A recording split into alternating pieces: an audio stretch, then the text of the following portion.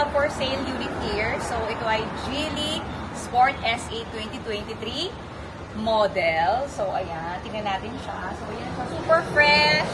Super bago. Ito yung loob niya. So, color red yung kanyang interior. So, ito yung pinaka-top of the line niya. I think 1.299 ito. So, super ganda. Ang ganda na may mga features. May umiilaw-ilaw dyan. Ganyan. So, super fresh to, guys. Ang tinakbo nito ay, pakita mo din. Ayan, 17,780.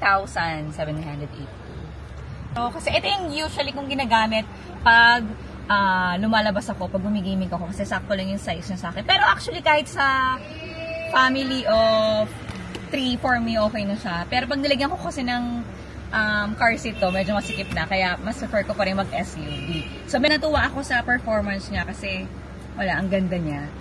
So, yan. Ano ba? High-tech na nga itong kotse na to eh. So, yan. Napakita mo. Wala namang ano. Ay, meron din tong sunroof. Isang pindot lang. Super nice. So, maganda to pag nagpipicture kayo selfie kasi maganda yung may natural light. So, ayan, kung interesado kayo dito, message nyo lang ako sa Facebook o kaya please call 0916-513-3096. So, ito ay binibenta namin for 800,000. Diba? Super mura kasi 1.299. And super fresh, super bago. So, ayan.